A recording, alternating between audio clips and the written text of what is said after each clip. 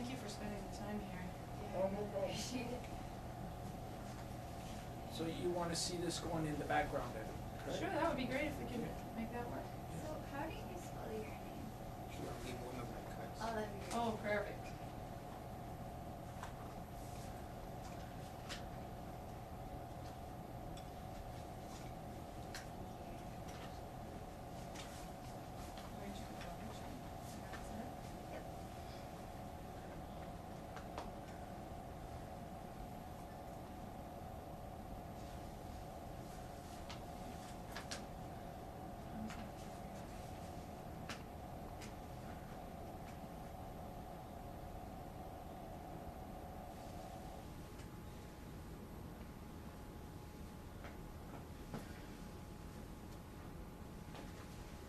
Yep. Okay.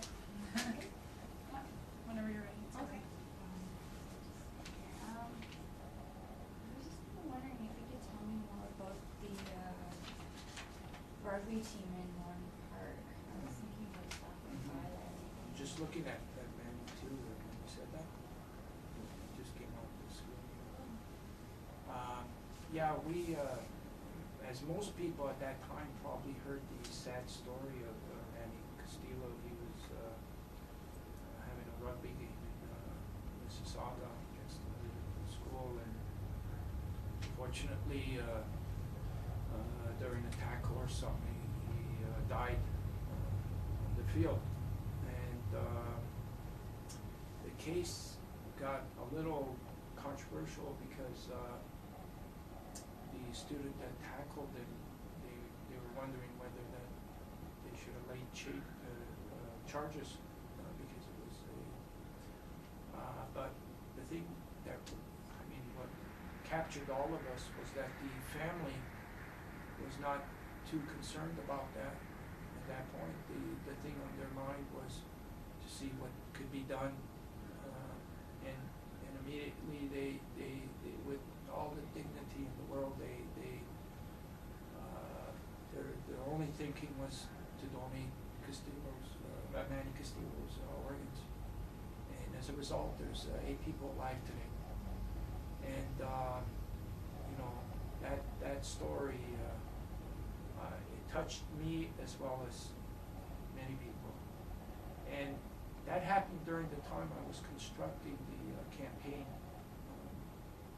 I was calling up schools to participate in each city across Canada. And when I got around to Mississauga, I said, why not give Warren Park Secondary a call? And I did. I contacted the principal, Julie Hunt Gibbons, and I explained to her what we were doing, and she was quietly listening. And after I finished explaining, saying that, you know, we were hoping that, you know, you can select some students to that day when the torch comes to Mississauga to carry in Manny's memory.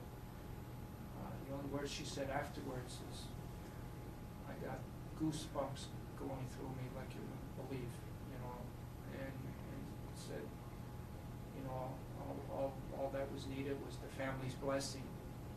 And the next day I got a call from Manny's dad, Mr. Manuel Castillo, and he said he'd be honored to have us do that for his son's memory, and he's been so grateful, you know, that we took an interest, and I was more grateful that he allowed us to do it. And so on January 17th, as the torch was making its way from St. John's, it arrived in Mississauga that day, and the entire rugby team were prepared, and they carried the torch, and as they were carrying it, they sang their they do these like battle cries or something, and they knew that Manny loved that, and it was just so amazing to hear them do this battle cry, this rugby battle cry, while they were chanting his name. you know.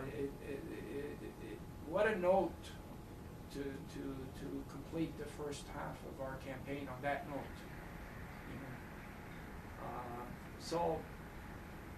Apparently the school is preparing to do some kind of documentary on the whole thing, you know, including with the torch and everything. And you know, the school and the Castillo family, as most other people that we've run across Canada, they said, you know, count on us to do anything that's needed to be done to help this, what you're doing, you know.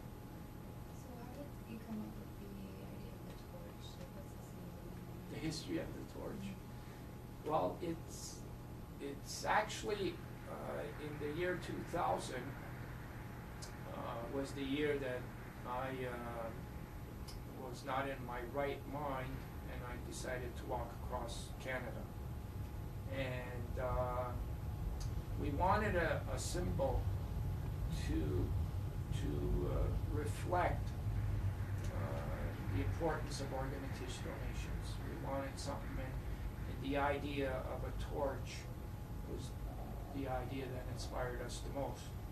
And the next step was trying to get a torch, which only if you're trying to find a torch, you will know how hard it is to try and find a torch.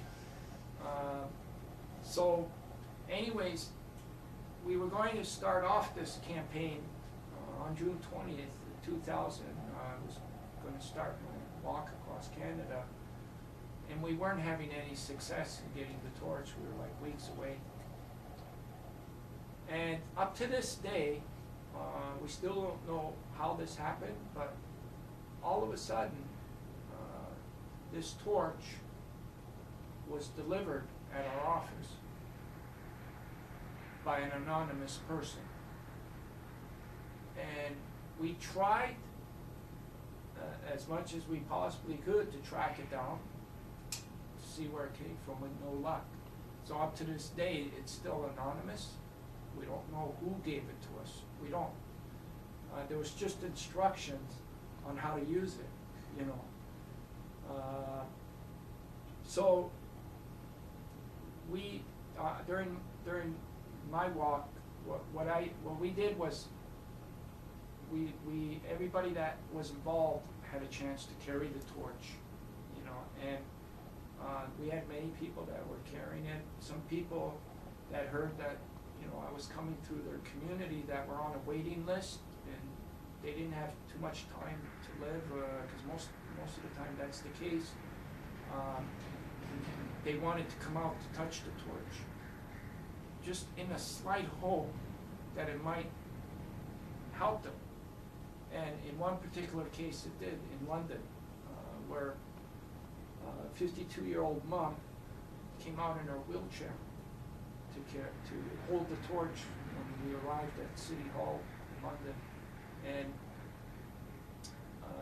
against her husband's wishes, because she was very sick, but she held the torch and passed it to the mayor. And we heard 2 weeks after that she received her liver.